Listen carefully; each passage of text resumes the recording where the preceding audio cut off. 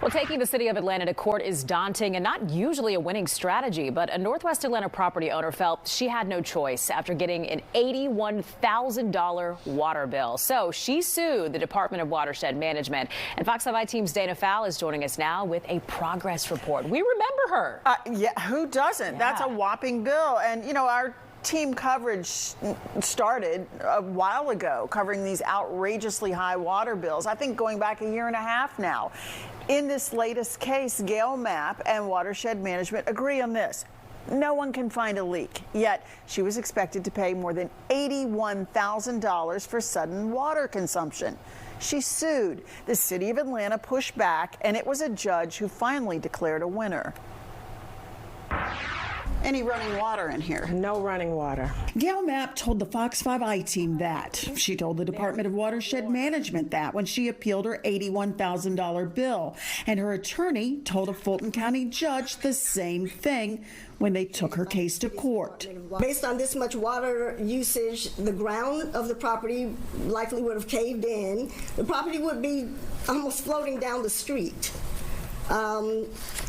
If there was a leak to that extent, it certainly would have been noticeable. But no one noticed, not plumbers that she hired, not the city's own inspectors. This property, unused and falling apart, sits on Donald Lee Hollowell Parkway. It's busy, but no one alerted the city to swimming pools worth of water suddenly coming from this address. Still, the Department of Watershed Management expected Gale Mapp, whose bills for years were just about $13 a month, to pay up. The city would like for everyone to basically leave their common sense at the door to accept its arguments, and apparently the board's custom is to do so in rubber stamping the department's billing errors. For the first time since this stressful water fight started, someone heard her.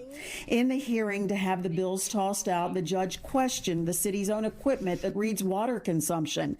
It had been replaced twice during the time these crazy bills poured in. And I see that on December 20th, 2022, 2 days before the register was replaced, it was a normal reading, as it had been for the past decade, and suddenly, the next month, it shoots up. And then it stays incredibly high until the register is replaced again in August of 2022. Then the bills, without any repair by the property owner, suddenly goes back to $13.12. Last month, Fulton County Superior Court Judge Emily Richardson told the city Gale Mapp does not owe this money, plain and simple. She writes, the evidence reflects that the abnormally high water bills are invalid. She goes on to say that the board's decision to deny a billing adjustment was not supported by any evidence. She called the board denial erroneous. The appeals board admitted it could not find a leak source. Board members speculated about all sorts of things, like someone stealing millions of gallons of water without anyone noticing. There's a chance that maybe vandalism or somebody stealing your water since it's an unattended building. They considered leaks deep beneath the building that no one can see. One suggested that the plumbers were not qualified, but they presented no proof of any of this. And for the first time since January 2023, Gale Mapp doesn't feel like she's drowning in millions of gallons of water that didn't seem to exist. It seems to me that there's a problem with the meters. You know, for months we've tried to engage the city of Atlanta, from the mayor's office to Watershed Management, and we were told they couldn't comment because the case was in litigation. We are still getting no comment. It's a case in litigation, they say, which leaves open the possibility the city might appeal this decision. There is another similar case that has been heard by a judge, and we're awaiting a decision in that one. So do we know anything about that?